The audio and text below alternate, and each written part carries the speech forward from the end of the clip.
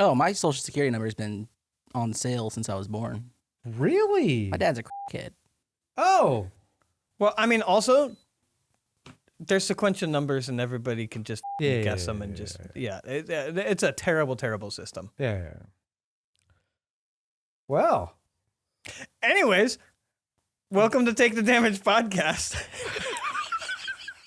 Dude, that is a classic one, a classic open to God, that's gonna sell the pre-show for what we came from to here. Now let's roll.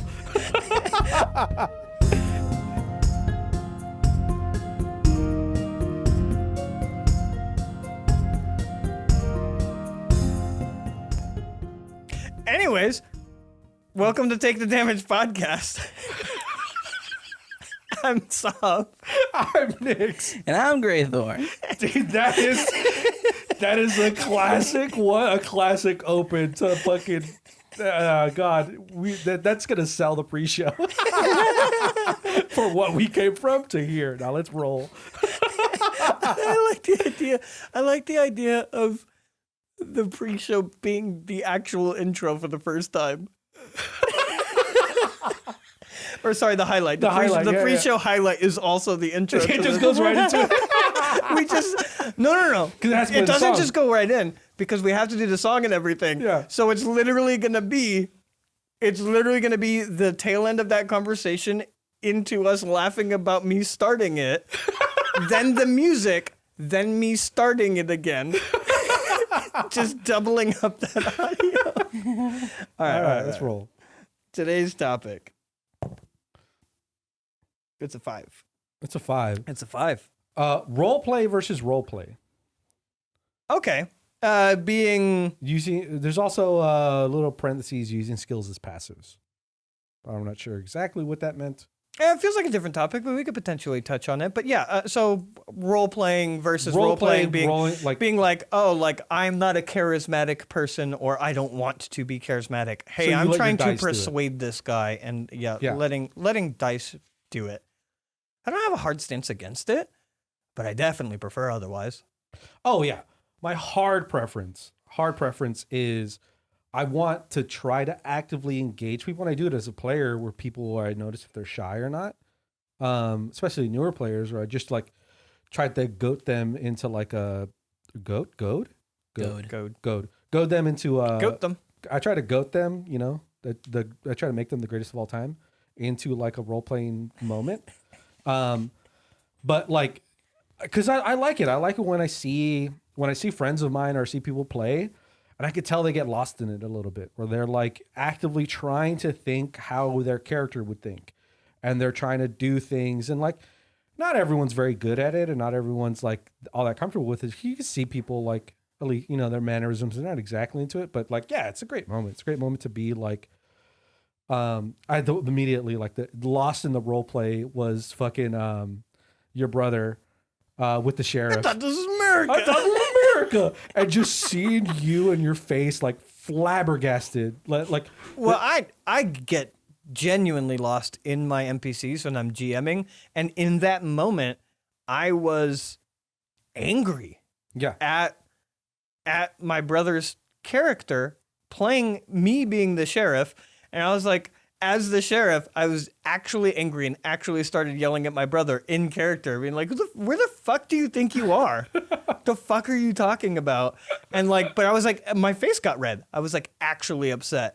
And then like the moment passed, and then I had to sit down and be like, right, now I got to narrate this out because I'm the DM, and like I got to get back into neutral tones and that. But it was great, and I got like, I love it. But I mean, I of course I do. More what you were talking about was him getting that into it. Yeah. I mean, you too. I like both sides of it. I like both. Like even like but like you said, like pulling that out of a player is pulling that moment. Such a great thing to do as a GM, and having my brother at the table, kind of literally putting his arms in the air and looking around the table and be like, I thought this is America, and it's like him being that into the character in the moment where he's literally like gesturing as the character and whatnot. It's like, he's totally sold. at the moment. Yeah, it's fun. It's again. I think it's the reason why most, or not the. I'm not gonna say most, but it's a big reason why a lot of people really enjoy TTRPGs. The people that get genuinely sold on it, yeah, there's another type of person that likes TTRPGs, and then doesn't make time for it. And generally, what I've noticed is those are people that don't get into the role play. There's also like the wargaming aspect too, or like people just like the general mechanics of the game, Sure, Some but people like big number. Yeah. Oh, absolutely. Big number, big roll, big fucking loud dice hitting the table. But more what I mean is like I've noticed a trend of people being at the table and having a good time and then not coming back. And I've noticed a trend of those people being people that don't really get into their character's backstory, don't do not that this is necessary, but don't do a voice, don't do an accent or whatever. Don't do much of the role playing part of things, either because their character's air quotes quiet and they just let everybody else do the role playing, or at least the role playing with NPCs. And those oftentimes are the people that just don't come back. They have a good time, but there's tying this to another trend of the type of person that enjoys TTRPGs but looks at them like a huge time suck. Mm-hmm. And I've just noticed that a lot of times those are the people that also don't get super into the role playing. Yeah. Bringing it back to the topic, I think obviously as much as possible encourage role playing, and as much as you can do role playing. And I think if that's a precedence that's been made at the table, occasionally being explicitly saying like, I'm trying to persuade this guy, or I want to make a check to try to get a discount on these items or whatever, but I don't want to role play it. Having that moment of like, hey, we don't need to role play this. We don't have to role play every single second. There is that version of the dice role play, which is the like, sometimes there's like incidental stuff. It's the same thing like your character shits, your character eats. We don't need to actively either roll or play that out, because it's like. But even when it's like not necessarily non-incidental, but like it just in a moment where the player's like, I don't really know what I need to say in the moment, but my character would. Can I please make a roll for it? Yeah, there's also those. If it's too. Occasional, it doesn't bother me. But it almost has to be like a break in the game for a player to ask me to do that. In order for it to be what I would consider occasional enough to be acceptable. Otherwise, if it's just constant and it's an expectation that I'm just going to roll my way out of everything, it's like, it's not why I'm into the game. But part of me wonders too, like that question itself, like part of me wonders, because I was thinking, is it a beginner thing or is it an expert thing, because I think it's just general, but I also think it's like an exposure thing. If you understand that it's something you can do. Because I do it all the time where, like, I'll see somebody playing and they're either stuck or they're lost in a thing and go, hey, like, just because you can't figure it out or you don't know how to do the thing. Doesn't mean your character can. Doesn't mean your character doesn't. So you can ask for a roll to see if your character knows how to do it. Like, I've done that before, and I consider myself a pretty experienced player where, like, oh, yeah, I don't know how to do this, but my character should. My character should have experience with this, so let me roll for it. Or like playing the cowboy game, how many times did you ask me about horse stuff that your character would know? Oh, yeah, because I don't know. You just don't know horse shit. Yeah. Which is perfectly fine. Yeah. I still remember some of those conversations. Because, like, your mom knows, like, a decent amount. And so, like, I would be saying things, and it'd just be her shaking her head in the background and being like, that's not how any of that works. I'm like, well, I'm sorry. It's like, I don't know. A horse is a big old animal that fucking clip claps. It's like, all right, cool. Pushing in the opposite direction, there's a check that I commonly use. I say commonly, I don't mean every session, but there's a check that I commonly use, which is just my players miss this, or it's not on their mind currently, or I'm not sure if they remember this, whatever. I pretty commonly ask my players to just make like, hey Nix, make an intelligence check. Yeah. And then you do, and like nothing's happening. There's nothing calling for it. There's no reason for it. It's just an excuse that I want to remind you about something or bring to light something that you had experienced before. So it's not like it is unfathomable that your character would be thinking about this, but you currently playing your character are not thinking about it. And it's like, hey, if you recall, you did get that information previously. And along those lines too, I will use a dice roleplay to initiate a roleplay moment, because there'll be some times where people aren't really doing anything, or people are doing it like, oh, hey, could you two give me a perception check? I'm not checking for anything. There's no. I'm just saying, hey, make a perception check. Just to bring them back into the game. Yeah, and then they roll the thing, and I go, okay, you're fine. Like, it's fine. Keep going. Yeah. Like, no, we're and in my head, I have nothing, but I just want to see, giving that little feed to my players to see how they go. Wait, why do you do that? What's around us? Like, what do we? Like, it's like, yeah, just give you a little, like, yeah, keep you on your toes, give you a little tense moment. It's funny because I'm literally talking about what I was talking about was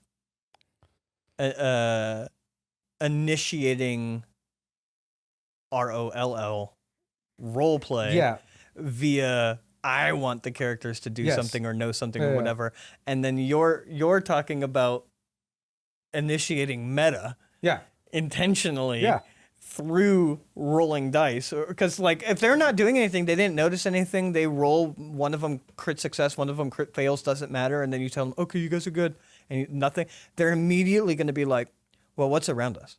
What's this? Yeah. Who's that? Yeah. And it's like you're literally just basically being like, hey guys, let's meta for a moment. Yeah. Play the game. Yeah. And like intentionally forcing it, like, intentionally forcing it into meta is so funny for how often we talk about not liking meta. Well, as a GM, like, you have to play, at least in my mind, I have to play sometimes with the ideas of metas, or like the idea of meta information. Depends on the campaign. In order to get my players to do certain things, or I want to push them down kind of certain pathways in that regard, in terms of like having people enjoy the time. Like, not necessarily shaping the game itself, but like getting somebody involved in terms of like, hey, you're not really participating. You're kind of in the corner, not doing anything. Hey, give me a perception check. And so then that person does the thing, and then now they're involved in the game. That's meta information in terms of like, it's a meta moment that's like outside of the actual game, but it's getting the player involved. It's getting that person to participate in something in the same way that, like, if as a GM, like, you know, our two other friends that we had when they came and played their first game, there's also like moments where you guys are walking through the city and somebody will actively, some random person, or will get the attention of one of the players who I don't feel is participating as much. My meta information is digging into the game because I want that player to participate and have fun and do something. That's what I mean. It really depends on the table. It depends on the campaign. But before I blabber on about the thing I was going to say, sure. Gray, do you have anything like you? I just know we've been fucking doing what we usually do, which is over talking and just continuing to talk. You know, if I have something to say, I'll say it. Okay, I was just asking. You know. But you know, as we engage in this role play here, yeah. Oh yeah. Yeah. That's it. No. Yeah. So I fucking understand when people, you know, like you said, like maybe you're not a charismatic person, you're not a talker, and you're talking to someone. You want to persuade them that you're doing something. You want your character to be charismatic. Yeah, your character's supposed to be charismatic, so you pump, 16 to charisma, and you have expertise in persuasion, so you have a plus 18 to that roll, and then you just rely on it. And it's fine. I get it. But, like, there has to be some give. Mm-hmm. You have to, like, if I'm going to ask you, like, oh, what are you going to say to this person? It's like, well, I'm going to tell them that of everything we saw. And I want them to, I want them to understand that I'm telling the truth and everything. So I'm like, okay, well, how do you tell it to them? And then they roll. Yeah. 32.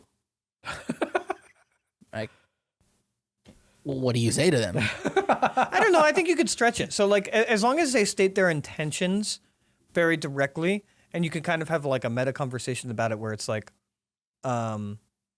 okay, they state their intentions. Okay, I want to tell this person everything we saw.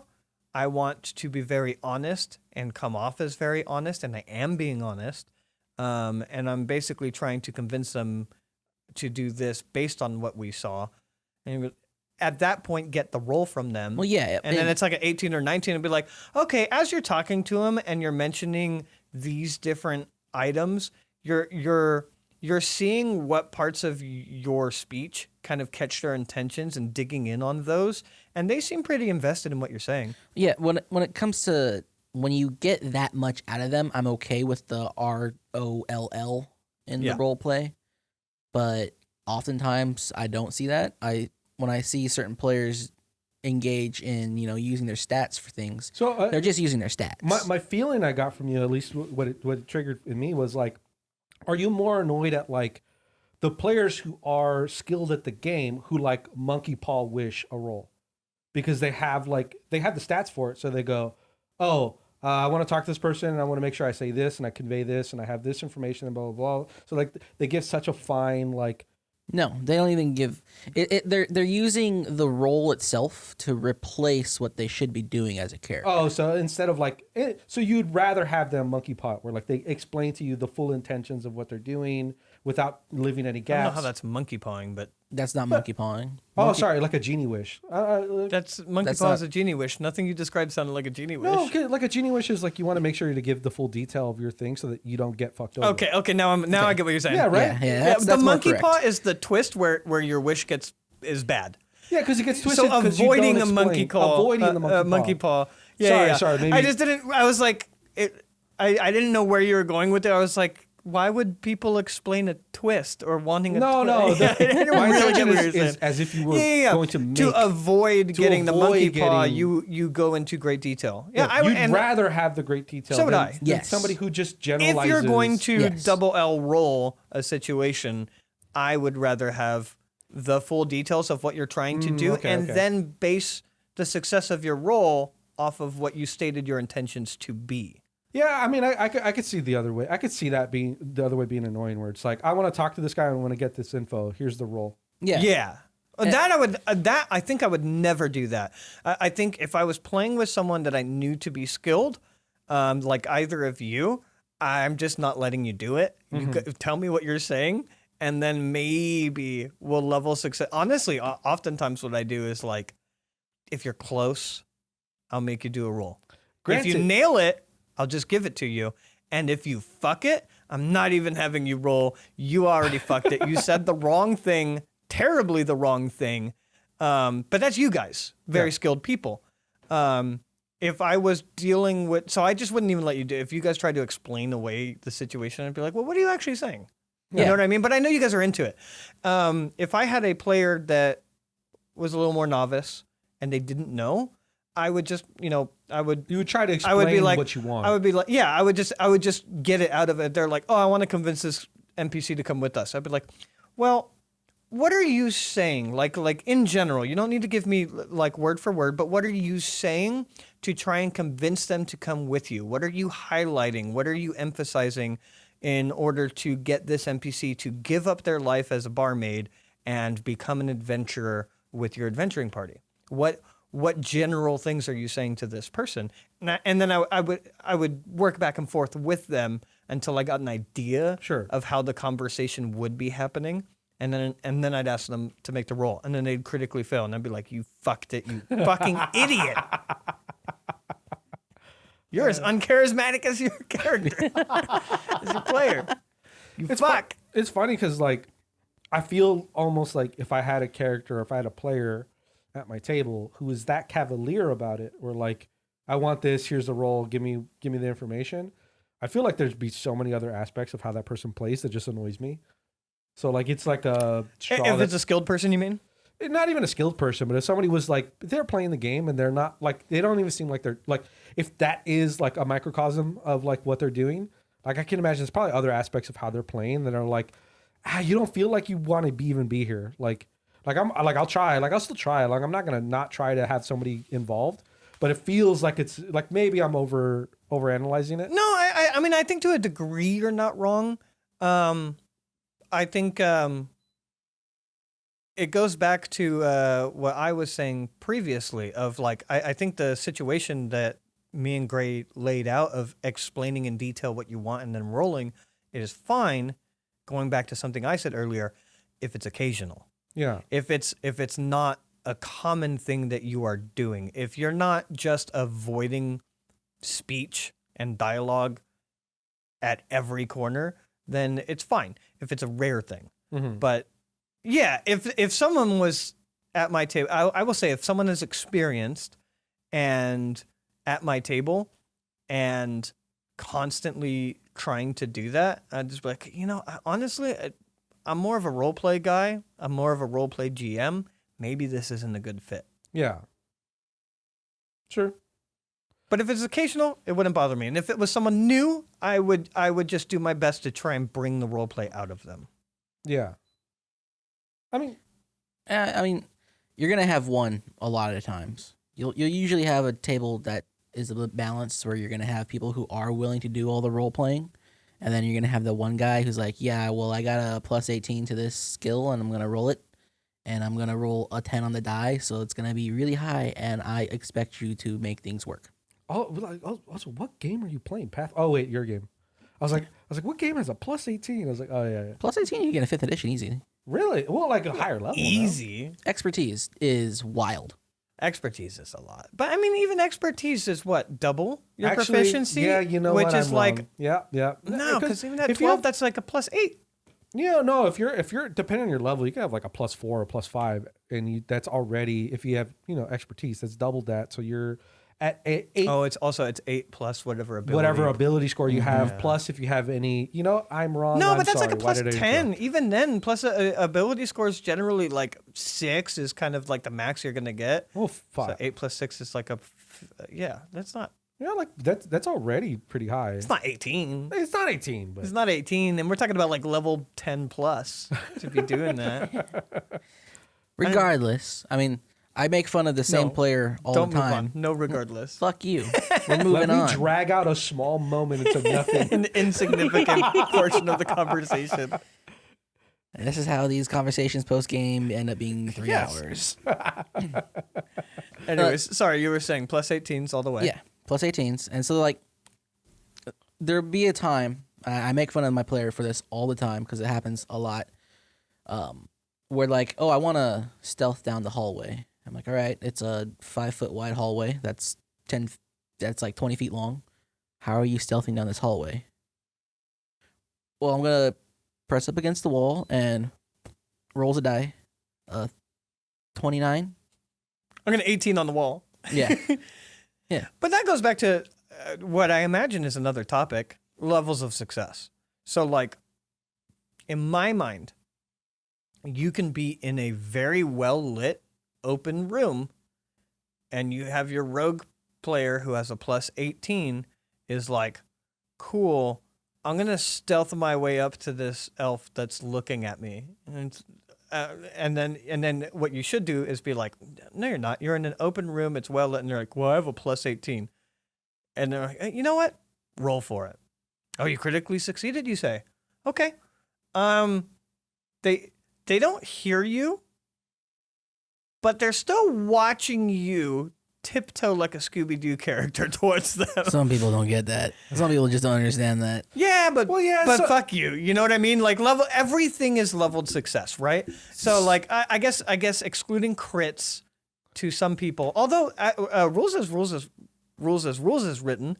That's a new one. Crits outside of combat aren't a thing. I don't know if you knew that. That was one of those. It's only for critical hits are for combat. Not the skills. critical hits, yeah. Yeah, but I like them. It's yeah. I still like them, and I try to make them significant. But that was just something that blew me because, like, I don't know what rules are our homebrew rules and what are rule book rules at this point. So that was just something that blew me away. Anyways, what I was going to say is everything should be level success. If you roll an 8 to convince I don't know, to convince the barkeep to leave his burning bar, maybe that's a success. You know what I mean? And then if you roll a 22 to convince the king to give you his crown, we've talked about that before in the podcast. I was going to give that example too. No. I mean, leveled success, something good should come out of your 22. Let's say you crit. Something good should come out of it. Maybe they like you. Maybe they give you a job. Maybe they... Yeah, the king finds your audacity humorous. Yeah. And he, And cool. Leveled success. But,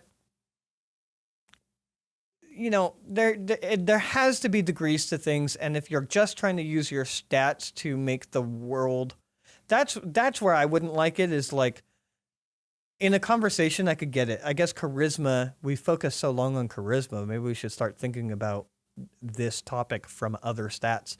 Because when you bring up stealth, I'm sorry, if I describe this hallway as being narrow and empty. As narrow as this table. If I describe it as narrow and empty, you can't just roll your way into stealth at this point. You have to tell me how you're doing it. If there's something happening in your mind where you could figure it out, cool. If you're going to talk to your wizard companion and have him, I don't know, cast darkness on the room, and then you're going to use your stealth to also be unheard now that you are unseen, and you want to roll for that, cool. Won't even be a high DC. It'll be a low DC. And your plus 18, you pretty much already pass it. Automatically, just roll for your critical fail, and if you don't get it, good. But if you're not willing to put in any legwork and you're just telling me, no, I am stealthing, here's my fucking 25 on the die. I don't care. That's really like the crux of my issue with this topic, is that like there are times where you should say like, yeah, okay, so I want to climb up the wall and want to do it quietly. I'm like, okay, how do you do it? Well, I'm gonna 28. All right, you climb up the wall, you peer over the wall, you're stealthy, but you get to the top of it and there's someone looking directly at you. Because they decided, instead of telling you what my actions are going to be and describing what my actions are, I relied completely on my roll to reconcile the situation. Yeah. Yeah, I mean, granted, I also would like, we brought it up earlier in a different circumstance. I think it's how would you feel about a player doing what we said earlier about other checks, which is, I don't know how to do it. So I don't know how to do the legwork to convey to you how you would stealthily climb a wall. But my character does. So does the role, would you want them to have another role to like, so that you can explain as a DM what you would consider the proper approach? So maybe that player, the next time they do something like that, will have an example of what you're looking for. I usually do that with like right away. Like, do you want to climb up the wall and stop when you hear something? Like, or try to give them the. I do try to goat it out of them. Yeah. But generally, I'm more likely to goats it out of them and just spread that asshole open because go see it out of them. Yeah. I mean, in the situation with the hallway, let's say it really is just a narrow hallway. This is actually, if you're going down the line, it's the joke I was going to make. But, I'm not making a joke. Oh. Do you want to go ahead and interrupt me with your joke? Yeah. Everybody look over at Nick's real quick. Sorry, go ahead. There's two people in the room, so I don't feel uncomfortable. Everybody. So if it really is a narrow hallway with nothing in it and it's already been described as such, and then one of my players is like, I'm going to stealth. And I'm like, okay, I don't know how you're planning on doing that. Do you have a way that I don't see on how you would stealth? To be clear, just to reiterate, this is a very narrow hallway. There's nothing in this hallway. It is about as tall as you are, and the guy's on the other end of the room looking at you. Do you have a way to make this stealth make sense? If not, I'm going to assume that what you were doing was stating your intentions and just tell you that your character realized that stealth is kind of just not an option in this situation.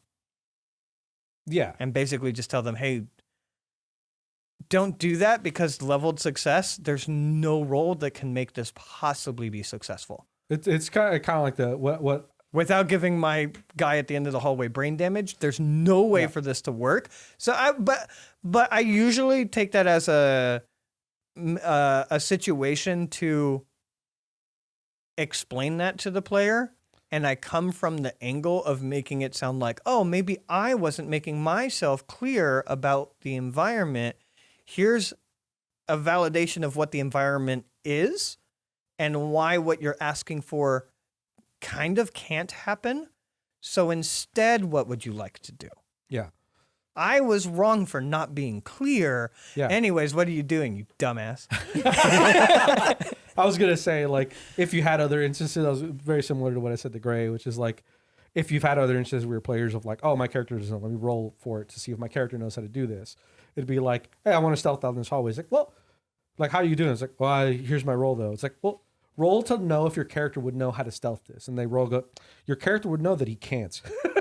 Like, he can't do it. Make an intelligence check for me real quick. Yeah, I wouldn't go that far. No, I would just do what I would told do them. the snarky, like, Yeah, okay, yeah. so you're sneaking down this very brightly well-lit hallway that's very narrow, and the guy's looking directly at you as you do it. He sounds the alarm. And I would do that. Yeah, I'm more just trying to bring it up to the player.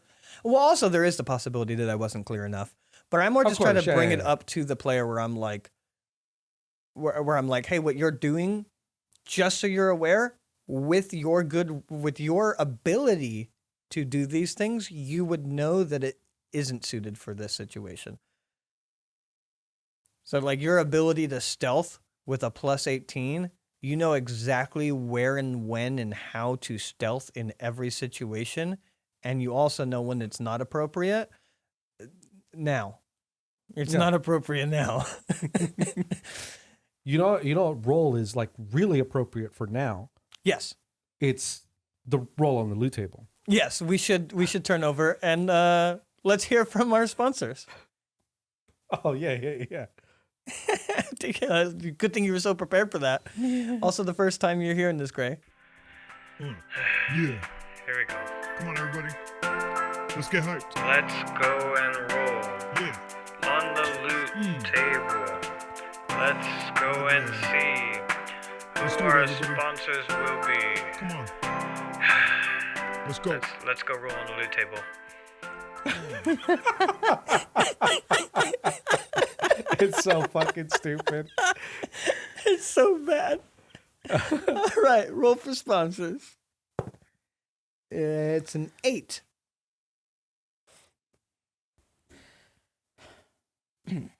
That means our sponsor today is Mana Fuel.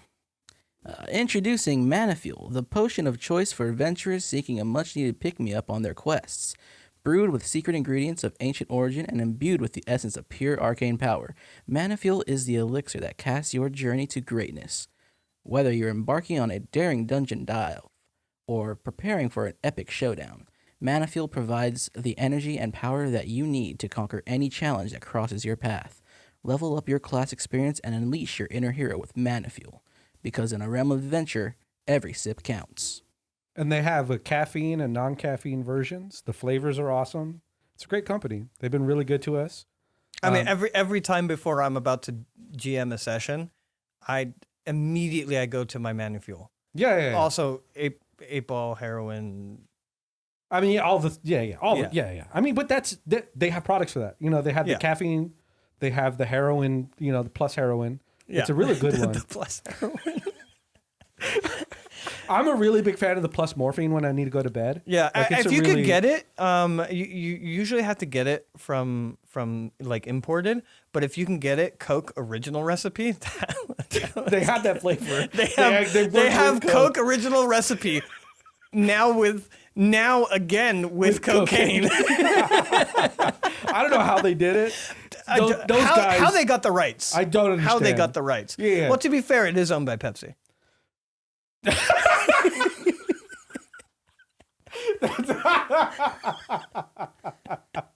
I just can't wait for our flavor to come out. You know, we're working on it. We're working on the art for it and everything. Yeah. Yeah, it'd be a good flavor. I'm gonna try to get cocaine in there. Yeah. Well, But they have if I'm gonna have a Ben and Jerry's flavor, it's gonna have cocaine in it. There's a whole thing with the Coke and Pepsi. Yeah, it's its own thing. Let's go and roll. On the loot table. Come on, everybody. That's evolved into my favorite. Like, this is like just a great bit. I love it. I love that this is the version we're doing now. This is great. I like they're just talking through that. Oh. Roll me a focus check to focus back on the game. I'm Crit like fail. I'm like slowly slinking more and more into my seat as this podcast is going on. Honestly, we might just end this one with the loot table. The other thing, I don't think we'd get paid if it's right at the end of the video, though. what I the, don't think Man of Fuel would actually. no, it's less money. So Pay us out, when we have the middle take, they're like, okay, we're gonna give you this much cocaine and like this much heroin. we get paid. The excess cocaine. I mean, they have so much of it. Yeah, well, because they can only get licensed to use it in certain flavors. Yeah, so. exactly. We're adults. Yeah. So's the audience. They love right. it. So, posing a question. No. I think any of the what I've come to call role-playing abilities or stats, which would be intelligence, wisdom, or charisma, I think we could think of pretty easy cases. But you brought up a good point with like stealth, which would be dexterity. Yeah. Strength and constitution, if you guys can think of any other examples of where it might be less appropriate to, because I feel like me and Gray are kind of on the same page of like with the charisma one, as long as it's not all the time, you can kind of just explain to me what you're going for, and then I can make something out of your role. But Well, I think that might be harder to do with the more physical abilities. Well, I think you can. What I was gonna say earlier, as a kind of like a sidetrack, different version of it was the players who either aren't experienced or just don't want to do any of the role play, not the dice role play. I like to do this a lot for newer players. Is when they do the dice role play or not even role play, but the dice like action. You just recommend video games? Yeah, I just recommend video games to them. But it gives you the opportunity, especially if you're a fucking like me, just a verbose asshole who likes to just speak and like do my fucking Matt Mercer impression where I fucking try to give details like incessantly. Where like if you have a moment where somebody rolls strength and either great or terrible, that gives you the opportunity as a DM to paint like a cool picture. Or like even a fun picture if they do terrible, like you punching a horse. I guess for strength, there wouldn't really be any puzzles. It wouldn't be puzzle based, but it would give you a moment to like express, like in my mind, it gives me the opportunity to role play from a dice role play because they are like, oh yeah, you get to take over narratively, and I can paint a picture, and hopefully that's like a baseline guide. Well, that's why I asked for people's intentions, in as much detail as possible or as much as needed. Yeah. Ask their intentions, because then you could do that. You can hop into kind of narration mode, even if it's charisma, kind of like I did earlier, where it's like, okay, you're explaining. So what you wanted, your intentions is what you saw, and coming off honestly, as honest as possible about everything, giving them all the information. And then what you're wanting out of this is to convince them to join your party. It's like, okay, well, as you're going over what you saw, you're kind of just running past all of the details. But the moment you mentioned the hag and you mention that the hag had a photo of like her before she was a hag and her children, you see a spark of interest in the person you're speaking to. And as you keep talking and emphasizing those aspects, they seem more and more interested. And the moment that you finally come to pose the question, if they want to come with you, you see that spark in their eye again as when you were describing the hag in the photo. Mm-hmm. And they look excited to join your adventuring party. So you kind of, by getting all of their intentions and how they're trying to go about the conversation, it's giving you the tools you need to, like you're saying, jump into that GM narrative mode. The other thing too that I think like bleeding this a little bit into what you were talking about in terms of having other moments where you can kind of like play with it is like combat moments. I can think of specifically our friend and his girlfriend when they were playing for their first time. Is that one of the first big combats was like, oh hey, you're going to attack this thing. Cool. What are you going to attack it with? And he was just like, let's surround me, because he didn't really understand the idea of using his weapons. All of the weapons he had on him. So he didn't want to do those. He's just like, oh, I'm going to pick up a stick from the fireplace and hit the thing with it. So I tried to help build a picture of like, oh yeah, you pick up this, like he rolled for it, was a success. So you pick up the stick, flame it in the air, and you bring it down and it smashes through the thing. And like all the moments of the hits of the rolls, trying to like paint a picture with every moment. So eventually, at least from my memory, is like both of them started to also paint pictures. I guess when they would roll to attack. Yeah, I guess I get where you're going now. I didn't really see it as the same thing, because like attacks, you do just roll attacks, or you have to. I guess you have to roll attacks. I should say you can embellish it by how you're attacking. Yeah, I'm not disagreeing with that. I'm saying that's kind of the difference, is that you have to roll an attack. Yeah. That's how you do an attack. Whereas like anything that involves more of a puzzle or how are you going about doing this type situation, kind of needs that information. Mm-hmm. But yes, it is obviously a great opportunity, and I do see where it kind of does relate, where you have players that don't talk about swinging the sword over their head. They're just like, I'm a fighter, I rolled a hit. And it's like, okay, well, let me make this interesting. Yeah. And get them into the idea of making the combat fun and interesting. Especially for fucking 5e where it drags on forever. Yeah. Let's make it somewhat interesting. Try to help place them into the mindset and paint the picture of like, you're in this moment. Like, how would you move? How would you do the things? At least in terms of thinking outside of like, just to me, that doesn't charisma-based moments in which dice roll and role play would like interact with each other. Well, yeah. So, I mean, the other examples were like situations where I think the details are kind of needed, because without the details, like if I tell you I'm a fighter and I'm going to attack, you don't need the details. You could just know how that works, right? And you could just immediately jump in as a DM and narrate.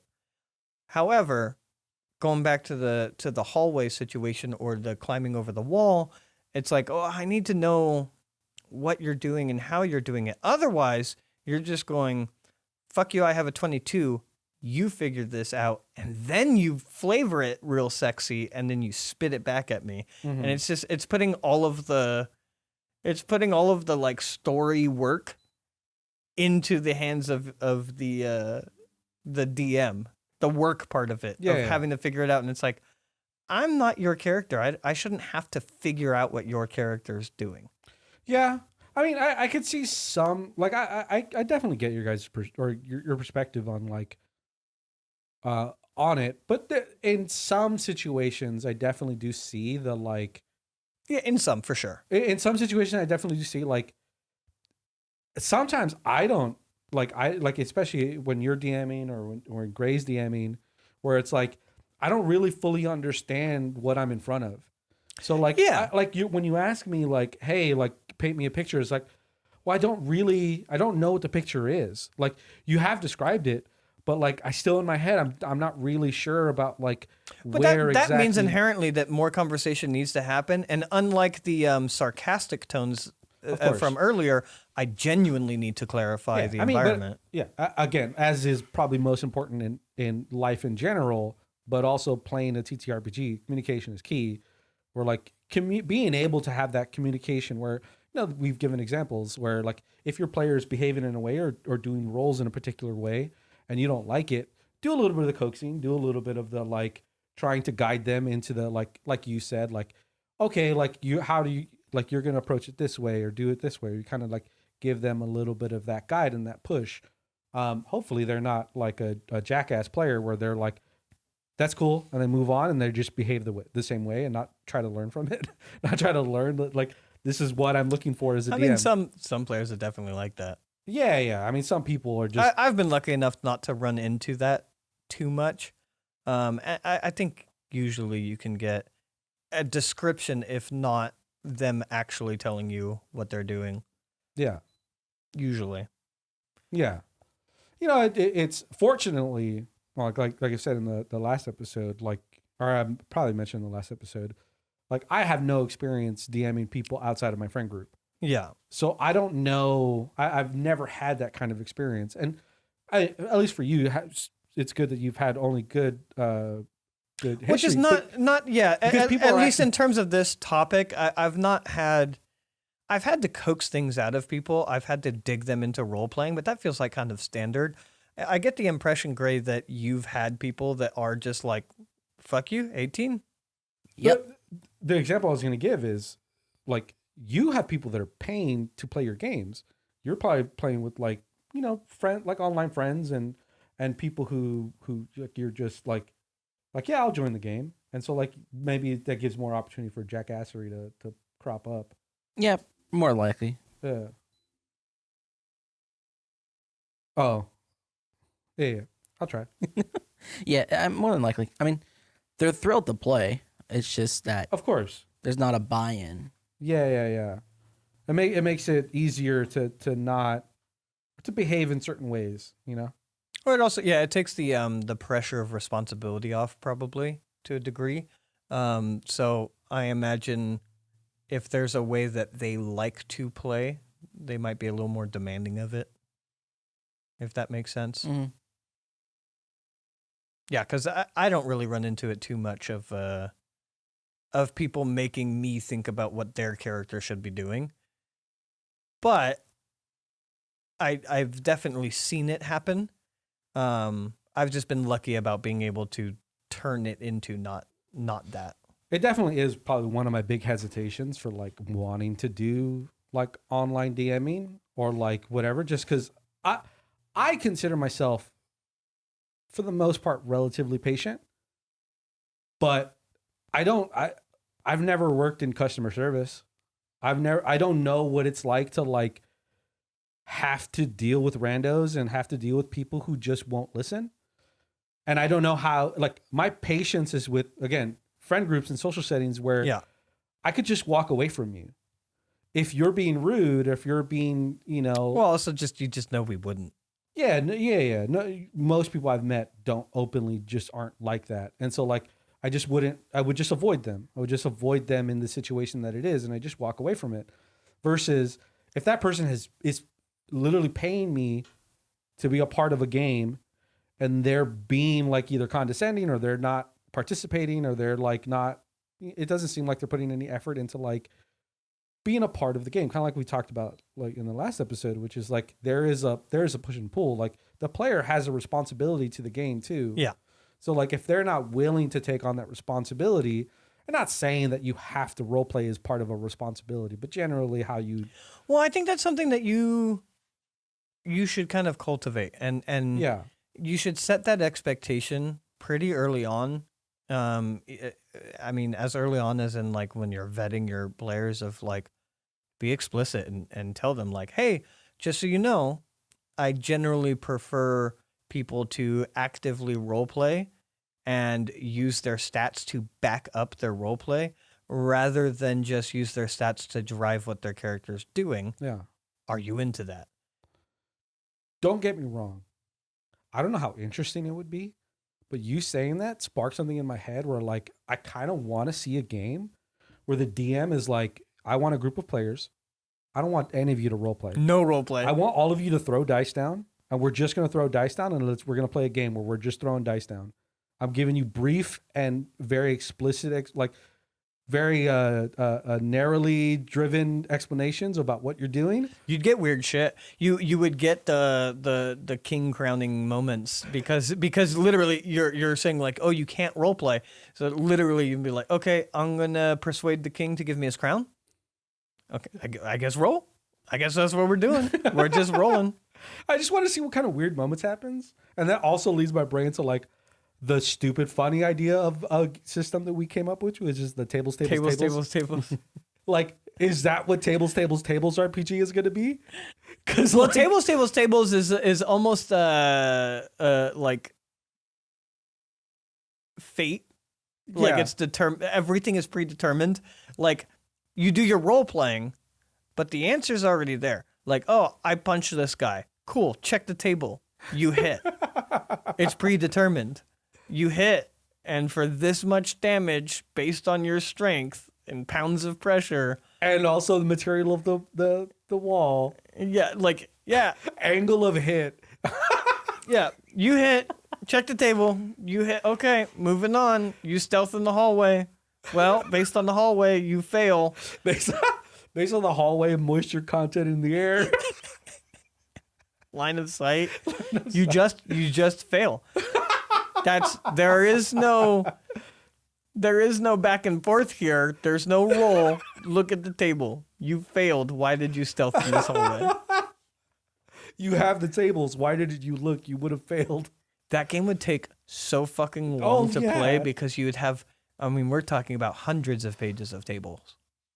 I want if somebody wants to comment anything on our YouTube page, I want to gauge interest. Who else is interested Tables, in tables, RPG? A breakdown of your character's strength via ability to move a certain poundage. It's 2E if 2E was 2E'd. Like I that's the inspiration for tables. Oh yeah, this was created from your guys' system shock from having to make a character in 2E.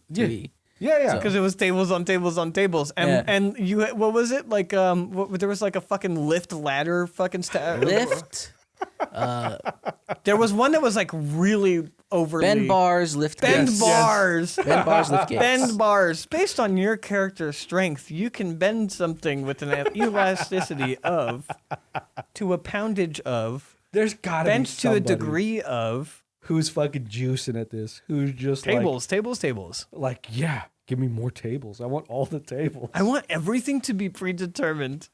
I don't want like DLC or secondary companion books that are just more tables. You could just literally just keep spamming out tables, call them compendiums. You're the hottest game at the autism support groups. Dude, your character sheet would be like 30 pages of tables.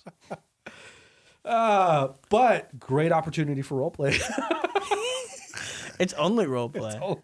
Oh man, our campfire RPG, the one I was telling you about, that one I think is a pretty great opportunity for roleplay because there's so few stats. It's so limited that it's like, well, you kind of just have to make it fun via story and trying to do shit. It's also simple enough. Once we have it established, we haven't really been working on it, but once we have it established, I want to go up to my dad's and play it with my dad because my dad's so curious about D&D, but there's the moment he looks at a character sheet, he's gonna fucking lose interest. I know it already. So like even a simple game like 5e, I don't think I could hold his attention with, but a game where literally there's no paper, no dice, no nothing, just sit down. Hey dad, you're an elf. Your name's Nathaniel. You're a fighter. You have a name in the podcast. sorry, Nathaniel. You have a sword. You have a bow. What are you doing? You know what I mean? I feel like if it was that quickly into the game, that he could probably get into it. A lot of people could. It would be almost that moment with the chick and the dude from The Punisher. I think I sent you guys. That was what I was gonna bring up. Where it's just literally they're just on mics and like there was a little assuming of what the character. Okay, you have a +3 to this, blah blah blah, and essentially all I'm trying to do is capture literally what she did, which is amazing, without the assumption of stats. Yeah. Just have such easy stats that you could just play in front of microphones. Or around the campfire, because there's no materials. It's funny because it's separate, but still got me down a thought was also like Got me down a thought. In terms of that play of like dice rolling versus like dice role play Mm-hmm. is there's also like the system you're playing in and what it calls out explicitly as things to roll definitely also kind of, I think, throws your players into the headspaces of how they can or the Yes. ways that they will role play. Thinking specifically of like, I remember with Dungeon Crawl Classics, there was the luck roll, and I remember you reacting to it. The bigger one definitely was Delta Green, where Delta Green has like the insanity checks and it has all that stuff. And it's like, yeah, that's a roll that you do, but having that as a baseline property of your game means that your players now, even more so than just like your debriefing or your what you would tell your players as like the initial kickoff, like your headspace is in a particular place. So because you know you're going to roll a type of roll. when I write systems, I often think about that. Yeah. I think about my introduction to D&D, the skills that were laid out on the first character sheet I ever looked at, and the skills that I've seen over the course of all of the TTRPGs that we've played together. And when I'm writing a system, I think like, oh, like, of course you have to have persuasion on there. And then I think like, but do you have to have persuasion on there? And I come to the conclusion, yes, persuasion should be on there. And then I realize like, oh, my list looks so similar to lists that I've seen. And it makes sense because these skill lists have developed over time. But like, yeah, I mean, how much of that is just my comfortability in, say, as an example, 5e and the list of skills of 5e. And when I walk in, not just when I'm writing a system, but when I'm playing 5e and I walk into a situation, how much am I thinking of that list in terms of my ability to do things? Yeah.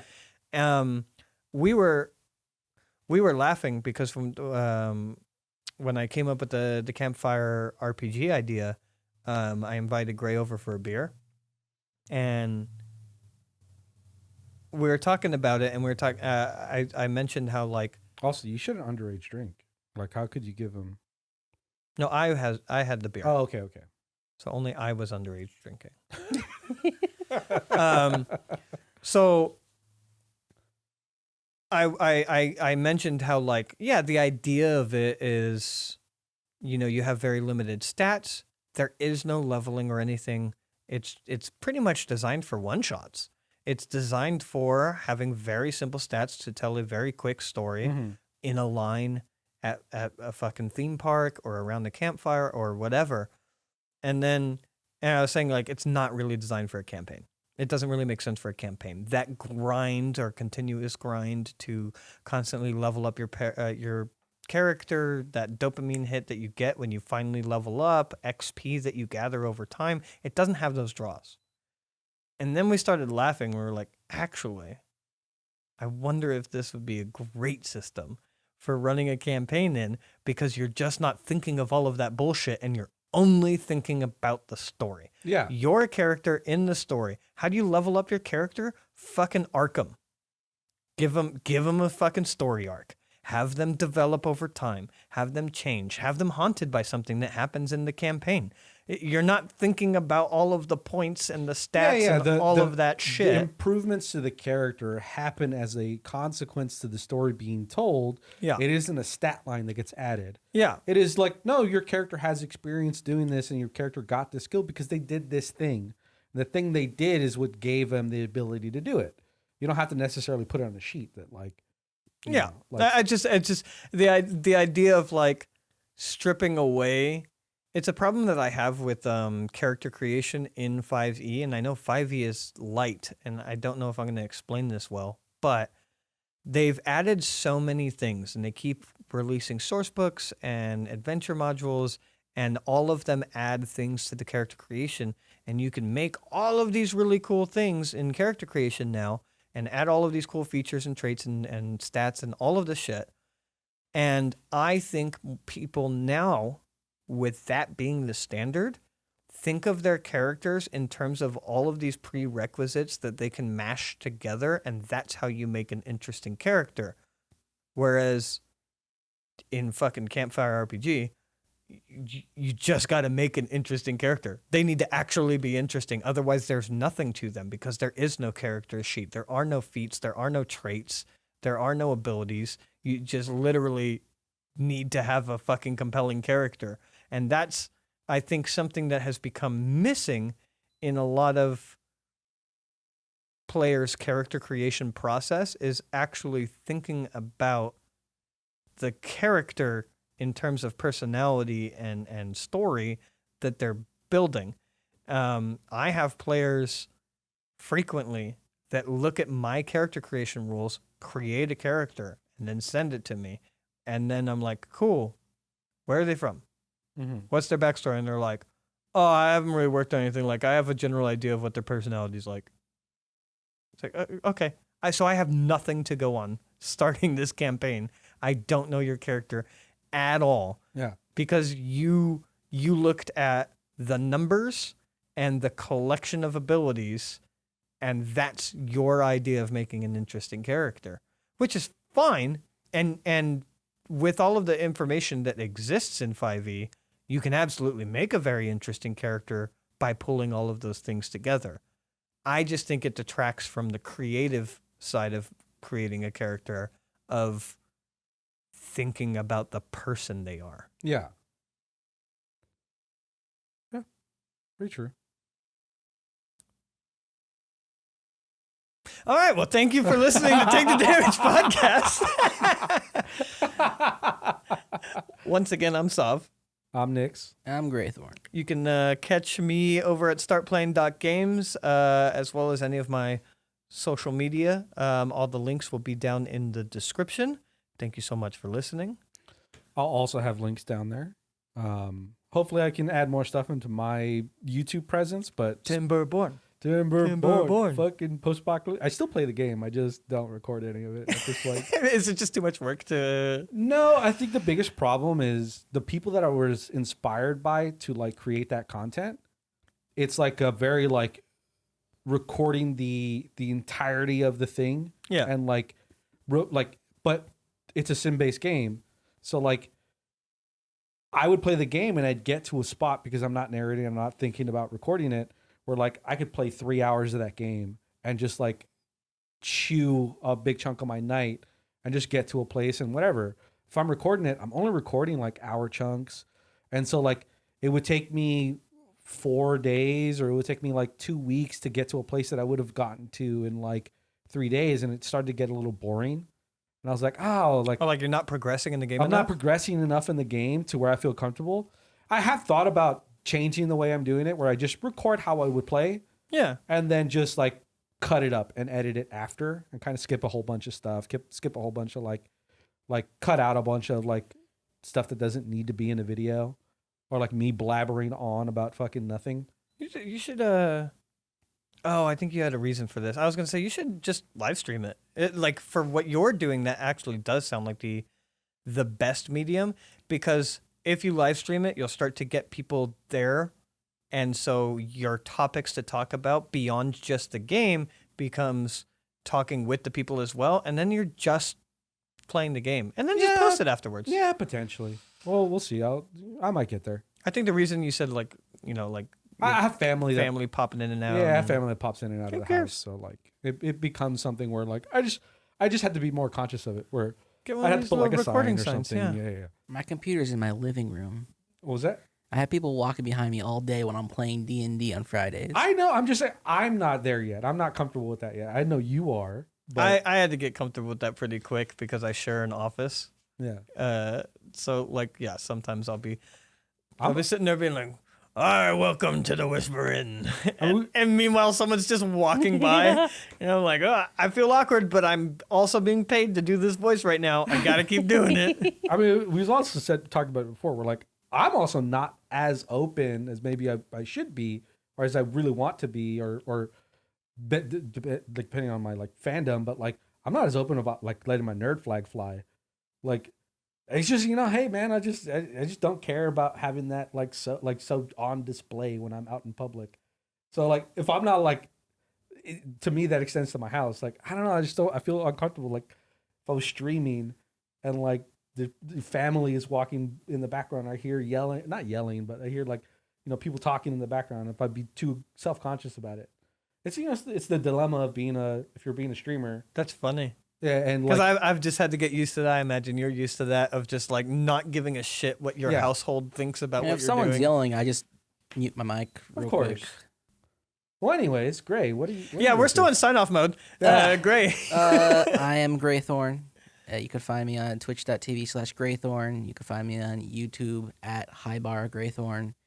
I'm sure the links will be somewhere. I play an online game almost every Friday. That is going on like 20-some sessions now. My players have finally all hit 3rd level. That's cool. Yeah, 20 sessions in. That's crazy far. Time to cut off that XP flow. Hey, you guys got too many levels. You guys are too high level now. We're never leveling again.